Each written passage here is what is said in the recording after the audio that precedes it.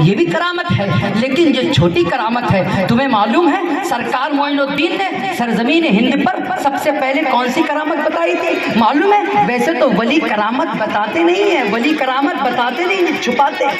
मौलाना साहब वली करामत छुपाते हैं। ये आज का दौर चल रहा है, ये दौर आज का है कि मुरीद अपने पीर साहब की करामत में बोलता हुआ घूम रहा है, मेरे पीर साहब तो उड़ रहे थे, मेरे पीर साहब तो ऐसा कर रहे थे, वैसा कर रहे थे। मेरे भाई अल्लाह का खौफ कर, तेरे पीर साहब अगर उड़ते थे तो फिर तो रोजाना मदीना जाते थे वो उड़कर।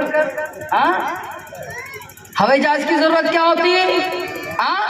ये सब बेवजह की बातें हैं। लोग इसको तिजारत बनाना चाह रहे, तिजारत। आज तो आप देखें ना, खिलाफत किसको कहते हैं? खिलाफत। आज खिलाफत अगर लेना है तो बड़े पीर साहब को, मैं सबकी बात नहीं कर रहा, इल्ला माशाल्लाह सबकी बात नहीं कर रहा, बड़े पीर साहब को बुलाइए और बड़ा मजमा सजाइए, आगे पीछे दौड़िए, लिफाफा दीजिए, तुम्हारी खिलाफत पक्की है। लेकिन वली ऐसी खिलाफत नहीं देते थे, ऐसी खिलाफत नहीं देते। वो मुजाहिदा करवाते थे, वो रियाजत करवाते थे, वो बंदे को रब से करीब करवा देते थे। और इतना करीब करवाते, इतना करीब करवाते, 2 उंगलियां अर्श की तरफ उठाते और जिसको खिलाफत देनी है उससे पूछते देख क्या रहा है, देख क्या रहा है। वो कहता कि मैं अर्श देख रहा हूं, तो कहते अभी बहुत दूर है, जा इबादत कर, अभी बहुत दूर है, जा इबादत कर। फिर वो इबादत करके पलटता पीर साहब के पास आता है। ये मोइनुद्दीन की बात बता रहा हूं मैं। उस्मान हारूनी ने जब उनको खिलाफत से नवाजना चाहा तो कहा इबादत कीजिए, रियाजत कीजिए, कुरान की तिलावत कीजिए, सदका व खैरात कीजिए, बड़ों का अदब कीजिए, बड़ों के अदब के अंदर आपकी भलाई है, आप रोजे रखिए, कनाअत कीजिए, ये तमाम तालीम दीजिए, दिए। और देने के बाद घर नहीं भेज दिया, घर रवाना नहीं कर दिया, बल्कि अपने खानकाहों में मुजाहदात करवाते रहे, इबादतों पे इबादतें करवाते रहे, कुरान की तिलावत करवाते रहे।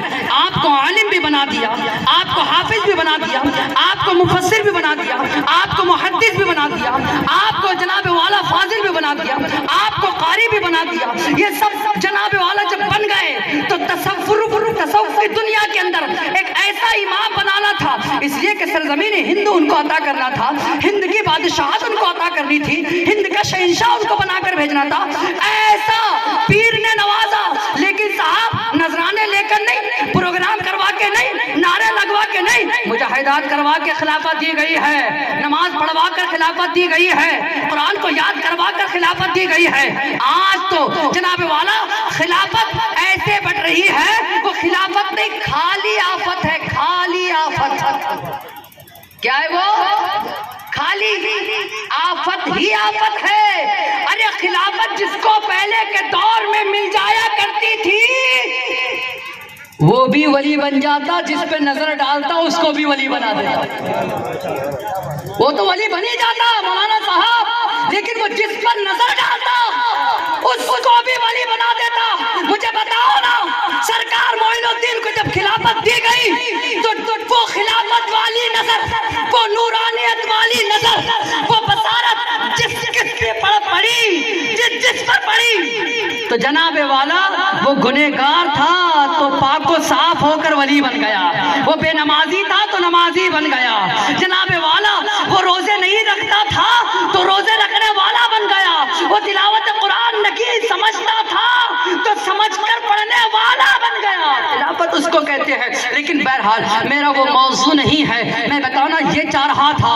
अल्लाह अकबर, 815 किलोमीटर का सफर तय कर कर सरकार मोइनुद्दीन की बारगाह में हाजिरी देने वालों, 80 कदम चलो और अपनी मस्जिद को आबाद करो।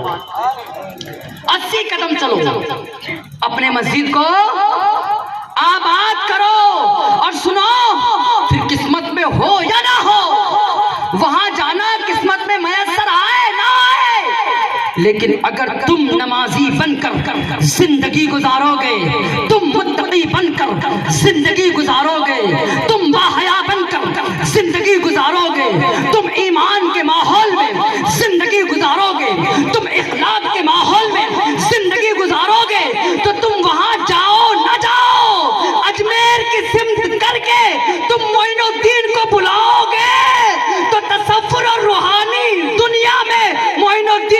مدد کے لیے خود چلے آ جائیں گے، اس لیے کہ تم نے اللہ کو راضی کیا ہے، تم نے اللہ کے رسول کو راضی کیا ہے۔